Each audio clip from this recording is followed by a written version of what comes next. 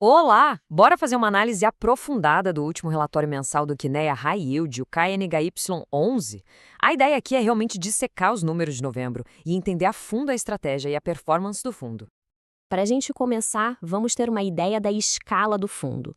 Estamos falando de um patrimônio líquido de mais de 3 bilhões de reais. Ou seja, o KNHY11 é um verdadeiro peso pesado no mercado de fundos imobiliários de crédito.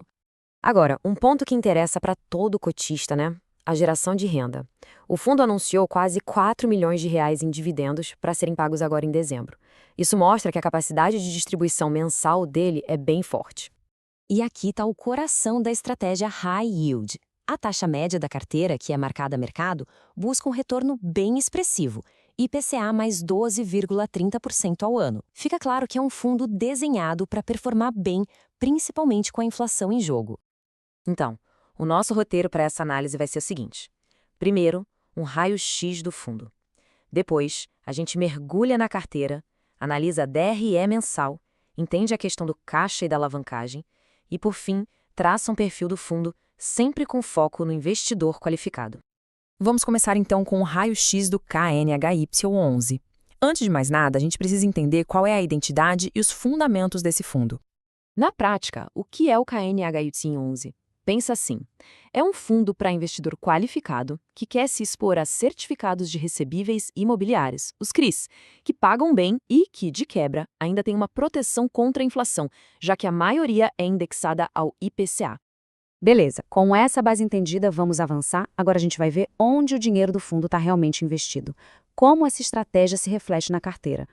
E aqui, pessoal, tem um ponto que chama muita atenção: a convicção do gestor. Olha só, quase 90% da carteira está atrelada ao IPCA. Isso mostra que não é um fundo que fica em cima do muro, sabe? É uma aposta bem clara na performance de ativos ligados à inflação. E essa aposta na inflação tem um endereço certo: o setor residencial. Mais da metade do dinheiro está aí, seja em projetos maiores ou de forma pulverizada. A gente vê que tem um pezinho em logística, escritórios, mas não tem como negar, a vocação do fundo é claramente residencial. Chegamos agora numa parte super importante: o coração do resultado mensal, a DRE. Vamos dissecar essa demonstração de resultados para entender de onde veio a grana de novembro. Vamos olhar os números. A principal fonte de receita, sem surpresa nenhuma, veio dos CRIs, 31,8 milhões. Aí, somando as outras receitas e tirando as despesas de 3,8 milhões, pronto, o fundo fechou o mês com o resultado líquido de 30,4 milhões de reais. E olha que interessante, o fundo gerou 97 centavos por cota e distribuiu exatamente 97 centavos. Isso é importante porque mostra uma disciplina da gestão de repassar todo o resultado sem ficar guardando em caixa ou usando reservas. Dá uma certa previsibilidade, né? Tá, mas por que o rendimento foi de 97 centavos? O próprio relatório explica. E esse é um detalhe que todo investidor de fundo de papel tem que sacar. O resultado dos CRIs de inflação tem um atraso. O que o fundo recebeu em novembro, na verdade, reflete o IPCA mais baixo que tivemos lá em setembro e outubro. Entender essa mecânica é fundamental. Beleza, agora a gente entra em dois assuntos que são chave para uma análise mais profunda. O que o fundo está fazendo com caixa e como ele usa a alavancagem como uma ferramenta estratégica. É sempre bom perguntar, né? O caixa do fundo está sendo bem usado? O dinheiro não está parado, gerando pouco retorno? E a resposta é clara: o caixa não ficou parado, não. Em novembro, a gestão pegou 109,5 milhões de reais e colocou em novas operações de CRI. Isso mostra uma postura ativa, sempre buscando alocar os recursos nas taxas-alvo do fundo.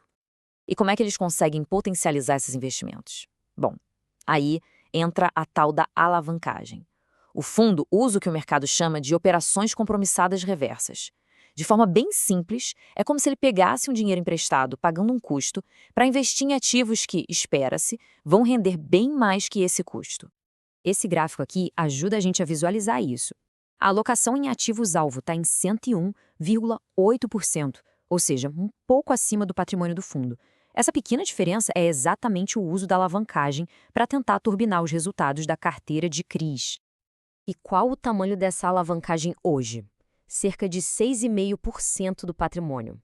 A gestão classifica esse patamar como adequado e diz que ele é monitorado de perto. Para quem analisa o risco, essa é uma informação super relevante.